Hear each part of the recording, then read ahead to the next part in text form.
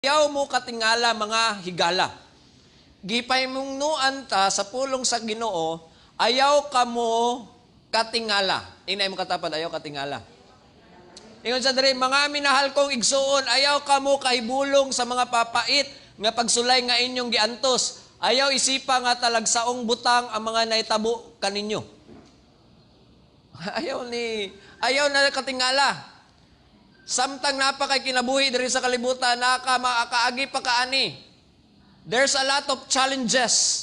There's a lot of mga surprises. Dili lang kay good surprises. But one thing, nag-remind ta diri, ang nindot lang kay gipahinumduman ta.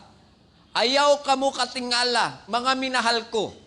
Kung makatilaw mo mga kapait, pagsulay, or pag-antos dinhi sa kalibutan. Some of you siguro gilutos, some of you siguro nag-antos sa balatian, some of you siguro nag-antos sa pagkinahanglan, but igsoon ayaw katingala.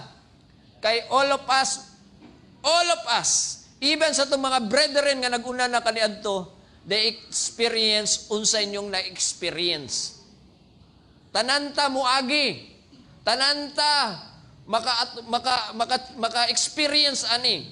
That's why ang kanindot sa gospel sa Ginoo, even paminaw na to unexpected, pero gi-remind ta sa Ginoo kanuna sa iyang pulong sa Ginoo nganong matingala pa man ka. Naa naman ni. Gipadayag naman ni sa Ginoo. But God remind us, in this world, there's a lot of tribulation, but take a heart because I have overcome the world. Diri sa kalibutan, dagag tribulation, dagag pagsulay, dagag mga challenges.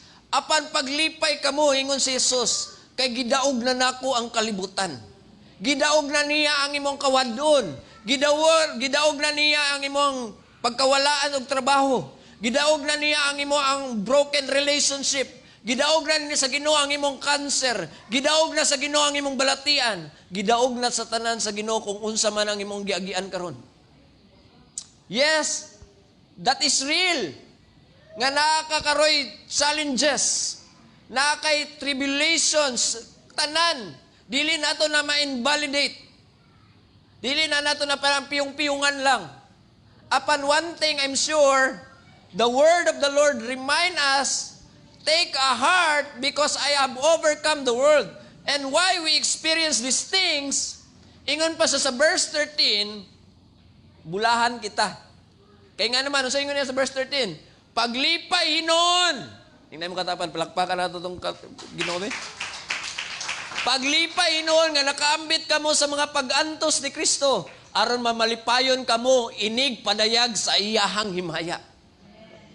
So, kaning paglutos, kasakit, kaning kasubo, kaning balatian, kinahanglan di ay, lisuda, maglipay ani pastoroy, maglipay ta, kay nga naman, dili man ni permenti, kay ingon ang pulong sa Ginoo, ni agi si Kristo ana, apan ingon siya, ni sad sa matagos sa kanato, dili ni makumpara sa himaya nga ipadayag sa Ginoo sa moabutay, sa matagos sa kanato.